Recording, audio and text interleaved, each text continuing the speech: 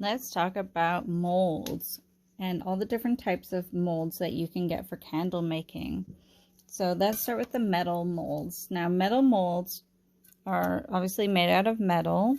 They're hard and they never will break. Like, you can drop them and things like that, and they don't like chip and things like that. Like, if you look at this plastic mold here, you can kind of see, if I get the light to catch it, how it has some chips straight through it and things like that.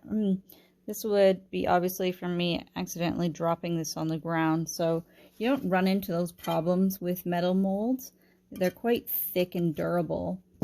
What you do have to watch out for with them, though, is that they have wick pins, and if they get bent, then your wick is not centered. So the biggest thing you need to watch out for with metal molds is that when they have a wick pin in them, you've got to be careful that you don't bend this, and they're quite delicate in that sense, just because of the nature of the thin metal and how they can get bent. But if you don't bend them, you'll be fine. So I really like metal molds because they're so durable, and they can come in varying sizes. You can see between these two, and you can get like rectangle ones. See how they're different sizes.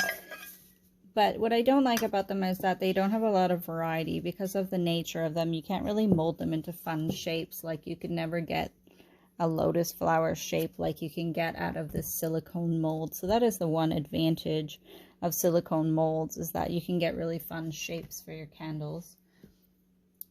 But you can also get these plastic molds.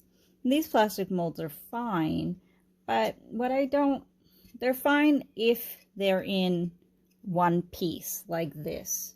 See how these are one piece candles? What I mean is that when you have a two-piece plastic candle mold like this one, and you try to put it together and you pour the candle, oh, I don't like these two-piece molds. I find them, even though these are both sphere shapes, and this is a silicone mold, they both will make sphere shapes.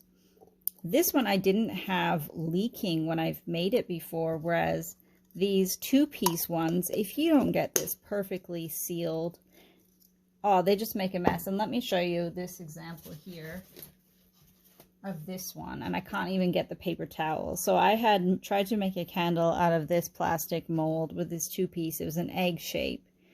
I did the tack at the bottom here. I tried to tape around here to keep it shut, and it just leaked out the bottom. It was an absolute mess, and I really don't even want to see this mold again. I kind of just want to throw it in the garbage because I was so annoyed with it, and it made such a mess for me. So I don't like the two-piece plastic molds personally, and I wouldn't keep them. The one-piece ones, as long as you're using a really hard wax like palm wax, they just pop. You can pull them out and they're not a big deal, but I don't think I would use a soft soy blend in these because I don't see how you would get it out successfully. I would use a beeswax or a palm wax or a paraffin wax. And I'm going to try this one again, these two spheres again, and see how they go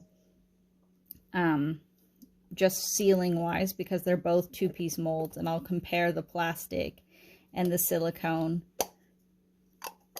But I don't really like the two-piece plastic molds. I find them a complete mess. I like the aluminum ones, but the downside of them is that they only come in so many shapes and sizes, and they're quite limiting.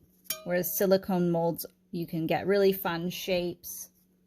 And let me unmold this one for you, and you can see what I mean.